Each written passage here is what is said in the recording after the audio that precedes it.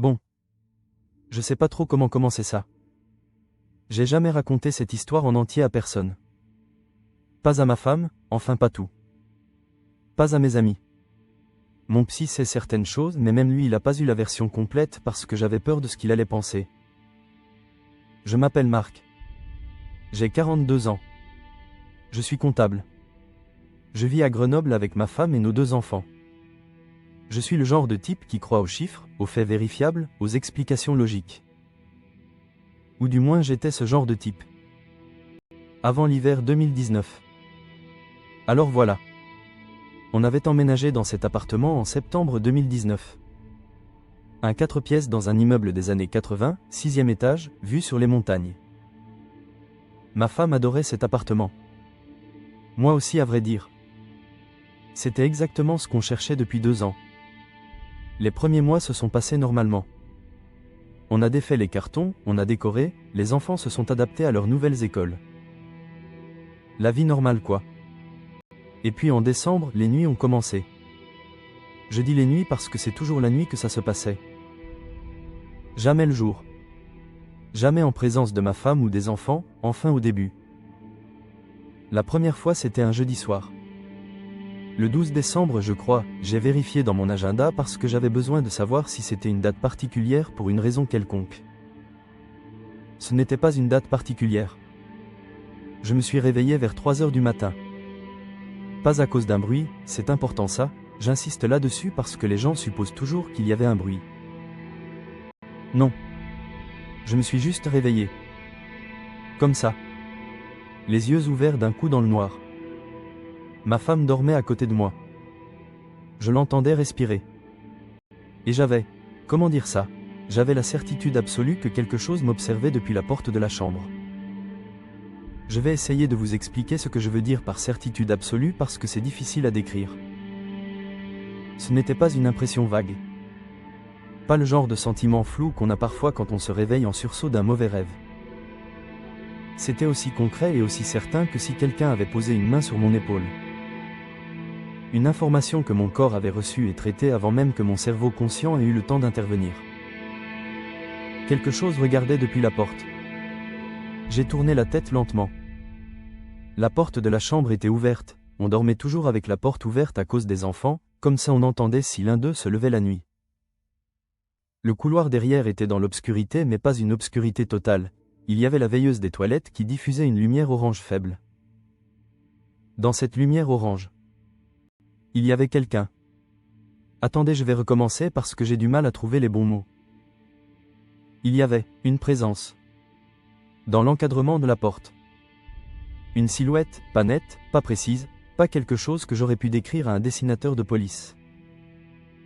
Plutôt quelque chose qui occupait l'espace d'une façon différente de l'air qui l'entourait. Plus dense. Plus sombre. Avec une forme qui évoquait la forme humaine sans en être une exactement. Je sais que ça semble vague. Croyez-moi, j'aimerais vous donner une description plus précise. Ce que je peux vous dire avec précision, c'est 2 choses. Premièrement, ça regardait vers moi. Je ne sais pas comment j'en étais certain, puisque je ne voyais pas de visage, mais j'en étais certain. Deuxièmement, je n'ai pas pu bouger. Pas parce que j'étais paralysé de peur au sens où on l'entend habituellement, avec des tremblements, de la sueur, le cœur qui bat à toute vitesse. Tous ces symptômes sont venus après. Sur le moment, j'étais juste immobile. Comme si mon corps avait décidé tout seul que l'immobilité était la seule réponse possible à ce qu'il percevait. J'ai regardé la silhouette. La silhouette m'a regardé. Je ne sais pas combien de temps ça a duré. 5 secondes. Peut-être 1 minute. Le temps ne fonctionnait pas normalement. Et puis, progressivement, pas d'un coup, la densité dans l'encadrement de la porte a diminué. Comme quelque chose qui se dilue. Et le couloir est redevenu juste un couloir. J'ai allumé la lampe de chevet. Ma femme a grogné et s'est retournée. J'ai attendu quelques secondes. Puis je me suis levé et j'ai fait le tour de l'appartement. Couloir, salon, cuisine, les chambres des enfants, les 2 dormaient. Rien d'anormal nulle part. Je suis revenu me coucher. Et le lendemain matin, j'ai décidé que j'avais rêvé. La semaine suivante, le 19 décembre, j'ai vérifié, ça s'est reproduit. 3h02 cette fois. Réveil brutal. Certitude immédiate. Et dans l'encadrement de la porte, la même présence. La même densité particulière dans l'air. Mais cette fois c'était différent sur un point. Elle était plus proche. Pas dans l'encadrement de la porte, à l'intérieur de la chambre. À 1,50 m du lit peut-être. Entre la porte et le pied du lit. Et là j'ai eu peur. Vraiment peur.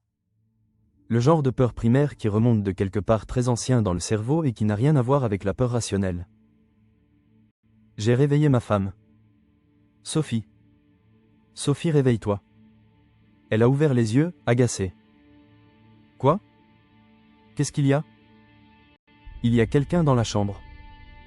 Elle a allumé sa lampe. Regardez autour d'elle. Marc, il n'y a personne. Tu as rêvé. Je n'ai pas rêvé. Il n'y a personne. Regarde. Elle avait raison. La chambre était vide. La présence, si c'était une présence, avait disparu au moment où Sophie avait allumé la lumière. Ou peut-être au moment où j'avais commencé à parler. Je ne suis pas sûr. Ma femme s'est rendormie. Moi non. J'ai passé les 2 semaines suivantes à essayer de trouver des explications. Stress au travail, c'était une période chargée, les bilans de fin d'année. Mauvaise qualité de sommeil, j'avais peut-être un problème de sommeil non diagnostiqué. Anxiété, j'avais toujours été quelqu'un d'un peu anxieux. J'ai même cherché des choses comme la paralysie du sommeil sur Internet. La paralysie du sommeil, c'est un phénomène documenté où on se réveille en étant incapable de bouger et où on peut voir des présences. Ça correspondait à certains aspects de ce que je vivais. Sauf que je pouvais bouger. J'avais réveillé Sophie. J'avais allumé la lumière. La paralysie du sommeil ne correspondait pas tout à fait. Mais c'était quelque chose. Une piste rationnelle. Je m'y suis accroché. Le 3 janvier 2020, tout a changé. Je rentrais tard du bureau, une réunion qui s'était étirée. Il devait être 22h30. Sophie et les enfants étaient couchés. J'ai mangé rapidement dans la cuisine, j'ai fait ma toilette, je me suis mis au lit. J'ai lu pendant 1 heure. Pas d'appréhension particulière, les épisodes de décembre semblaient derrière moi. J'ai éteint ma lampe vers 23h30 et je me suis endormi. Je me suis réveillé à 3h17. Pas la certitude habituelle cette fois. Quelque chose de différent. Un son. Pas un bruit fort. Un murmure. Dans la chambre. Je ne vais pas vous faire croire que j'étais calme. Je ne l'étais pas. J'ai allumé ma lampe de chevet immédiatement, réflexe. Et dans la fraction de seconde entre l'obscurité et la lumière, j'ai vu quelque chose. Debout au pied du lit. La même présence que les fois précédentes.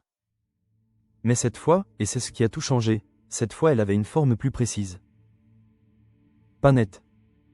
Mais plus précise. Une silhouette humaine. Grande. Les bras le long du corps.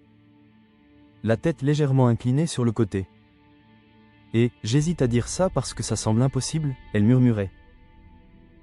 Dans la lumière de la lampe, la silhouette a disparu n'est pas le bon mot. S'est effacée. Progressivement. Comme si la lumière la dissolvait. Mais le murmure a continué encore 2 ou 3 secondes après que la silhouette avait disparu. 2 ou 3 secondes de murmure dans une chambre vide et éclairée. Et puis le silence. Ma femme ne s'était pas réveillée. Je suis resté assis dans le lit, la lampe allumée, à écouter le silence. Pendant 1 heure peut-être. L'appartement était calme. Les enfants dormaient. Sophie dormait. Et moi j'étais assis dans mon lit à 3h17 du matin en me demandant si j'étais en train de perdre la tête. C'est là que j'ai commencé à tenir un journal. Pas un journal intime, je n'en avais jamais tenu. Un document Word sur mon ordinateur, avec des dates et des descriptions précises. Les heures exactes. Ce que je voyais. Ce que je ressentais. Les conditions, est-ce que j'avais bu? Est-ce que j'étais particulièrement fatigué? Est-ce que j'avais regardé quelque chose d'anxiogène avant de dormir? Je cherchais des corrélations. Des patterns. Quelque chose qui m'aurait permis de dire, voilà, quand il se passe X dans ma vie, il se passe Y la nuit. Je n'ai pas trouvé de corrélation. Les apparitions, c'est le mot que j'ai commencé à utiliser dans mon journal, apparitions, se produisaient de façon aléatoire. Pas toutes les nuits. Pas les nuits de stress particulier. Pas liées à ce que j'avais mangé ou bu. Aléatoire. Sauf pour l'heure. Toujours entre 3h et 3h30. En février, j'ai commencé à avoir peur d'aller me coucher. Pas tout de suite. Progressivement. D'abord juste une légère appréhension en éteignant la lumière. Puis une difficulté à m'endormir, je restais éveillé à surveiller l'obscurité. Puis une anticipation anxieuse des 22 heures qui rendait les soirées difficiles. Sophie remarquait que quelque chose n'allait pas. Elle me posait des questions. Je répondais de façon vague, stress au travail, pas bien dormi, rien de grave. Je ne lui disais pas la vérité parce que je ne savais pas quelle était la vérité. Et parce que j'avais honte. Un homme de 40 ans qui a peur du noir dans son appartement. J'avais du mal à me l'avouer à moi-même. L'avouer à ma femme, c'était encore une autre étape. Et puis il y a eu la nuit du 14 mars. La nuit que je ne peux pas raconter complètement. Pas parce que je ne m'en souviens pas, je m'en souviens parfaitement, avec une précision douloureuse. Parce qu'il y a des parties que je ne suis pas capable de dire à voix haute encore. Je vais vous dire ce que je peux dire. Je me suis réveillé à 3h08. Pas de certitude préalable cette fois. Pas de sensation particulière. Je me suis juste réveillé normalement et j'ai ouvert les yeux. La silhouette était à 30 cm de mon visage. Je ne sais pas combien de temps j'ai été incapable de bouger. Cette fois c'était vraiment de la paralysie, pas celle documentée dans les livres de médecine peut-être mais quelque chose de fonctionnellement identique. Mon corps ne répondait plus. La silhouette était là. À 30 cm. Et j'avais des détails que je n'avais jamais eu avant. Un visage. Pas un visage net. Pas quelque chose que je pourrais dessiner. Mais quelque chose qui évoquait les traits d'un visage. Des yeux, pas des yeux humains exactement, quelque chose qui occupait l'espace où les yeux devraient être. Et une bouche. Qui bougeait. Le murmure était plus proche. Plus fort. Pas fort, mais plus fort que d'habitude. Et cette fois je pouvais presque distinguer des sons individuels. Pas des mots en français. Pas des mots dans aucune langue que je reconnaissais. Mais des sons qui avaient la structure des mots. Des syllabes. Du rythme. Comme si on me disait quelque chose dans une langue que je n'avais jamais apprise. Pendant un long moment j'ai juste écouté. Et puis ma femme a bougé dans son sommeil, un petit mouvement inconscient, elle se retournait, et la silhouette a disparu. D'un coup. Instantanément. Sans se dissoudre progressivement comme d'habitude. Juste. Plus là. J'ai été malade pendant 2 semaines après ça. Pas malade physiquement, enfin si, un peu, j'avais des maux de tête constants et je mangeais mal.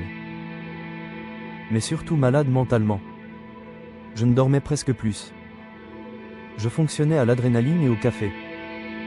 Au travail mes collègues me demandaient si ça allait. Non ça n'allait pas. Et j'ai pris une décision. J'ai dit à Sophie. On était un dimanche soir. Les enfants couchés. On était dans le salon et je lui ai dit, pas facilement, avec beaucoup de difficultés à trouver les mots et beaucoup d'arrêts et de reprises, ce qui se passait depuis décembre. Elle m'a écouté sans m'interrompre. À la fin elle a dit, pourquoi tu ne m'as pas dit avant? Parce que j'avais peur que tu penses que je devenais fou. Elle a réfléchi un moment.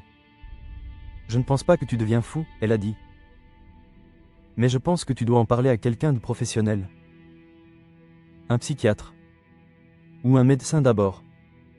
Pour éliminer les causes physiques. J'ai fait ce qu'elle disait. Médecin généraliste d'abord. Bilan sanguin complet, rien d'anormal. Neurologue ensuite, sur recommandation du généraliste qui voulait éliminer une cause neurologique aux épisodes de réveil et aux hallucinations potentielles. IRM cérébral, EEG. Tout normal. Puis le psychiatre. Avec lui j'ai mis du temps à tout raconter. Plusieurs séances. Il était professionnel, neutre, sans jugement apparent. Il a posé des questions précises. Il a évoqué plusieurs possibilités, des troubles dissociatifs, des épisodes hypnagogiques complexes, une forme atypique de trouble anxieux. Aucun de ces diagnostics ne m'a convaincu complètement. Pas parce que je rejetais la psychiatrie. Parce que les descriptions ne correspondaient pas tout à fait à ce que je vivais. Fin avril 2020, on était en plein confinement, je précise parce que ça a eu une importance, les apparitions se sont arrêtées. Du jour au lendemain. Sans raison apparente. J'ai attendu une semaine avant de m'en réjouir. Puis 2 semaines. Puis 1 mois. Rien. Les nuits étaient redevenues normales. Je dormais. Je ne me réveillais pas à 3 heures. Pas de présence dans la chambre. J'ai mis ça au crédit du psychiatre, du travail thérapeutique qu'on faisait ensemble. Ou du confinement, le changement de rythme, moins de stress. Je n'ai pas cherché d'autres explications. Jusqu'en septembre 2020. 5 mois de tranquillité. Et puis une nuit de septembre, le 23, je m'en souviens parce que c'était la veille de l'anniversaire de ma fille, je me suis réveillé à 3h14. Et dans l'encadrement de la porte. La présence. J'ai failli pleurer. Vraiment. Cette sensation de « on y est encore, ça recommence, ça ne s'arrêtera jamais ». J'ai regardé la silhouette. La silhouette m'a regardé. Et puis, je ne sais pas pourquoi j'ai fait ça, quelque chose m'a poussé à le faire, j'ai parlé. À voix basse pour ne pas réveiller Sophie. « Qu'est-ce que tu veux ?» Silence. Puis le murmure. Bref. Quelques syllabes. Et quelque chose d'absolument inexplicable s'est produit. J'ai compris. Pas les mots n'étaient toujours pas en français. Mais le sens, l'intention derrière les mots. Comme quand vous entendez quelqu'un parler dans une langue étrangère et que le ton, l'intonation, la façon dont il se tient vous donne une idée de ce qu'il dit même sans comprendre les mots. Le sens était clair. Je ne vais pas vous dire ce que c'était. Pas parce que je veux garder le mystère. Parce que ça concerne quelque chose de très personnel, quelque chose qui concerne ma famille, mon histoire, des choses que je ne suis pas prêt à partager publiquement. Ce que je peux vous dire, c'est que depuis cette nuit-là, les apparitions ont changé de nature. Elles n'ont pas cessé, elles continuent, de temps en temps, toujours entre 3h et 3h30. Mais elles ne me font plus peur. Pas parce que je suis devenu insensible. Parce que j'ai compris, progressivement, sur des mois, que ce que je voyais dans l'encadrement de ma porte n'était pas là pour me faire du mal. Je ne sais pas ce que c'est. Je n'utilise pas le mot fantôme parce que je ne sais pas si ça correspond à quoi que ce soit de réel. Je ne parle pas de ça à mes collègues, à mes voisins. Mon psychiatre sait que les épisodes continuent mais je lui ai dit qu'il m'angoissait moins, ce qui est vrai, sans lui donner tous les détails de ce que je comprends maintenant. Parce que je ne suis pas sûr que ça soit compréhensible dans un cabinet de psychiatre. Ce soir je vous raconte ça pour la première fois en entier. Pas pour vous convaincre de quoi que ce soit. Pas pour vous dire que les fantômes existent ou n'existent pas. Pas pour vous faire peur. Parce que je pense que si j'ai vécu ça, un comptable de Grenoble, rationnel, sans antécédents psychiatriques, pas particulièrement croyant, il y a peut-être d'autres personnes qui vivent des choses similaires. Qui se réveillent à 3h du matin avec la certitude d'une présence.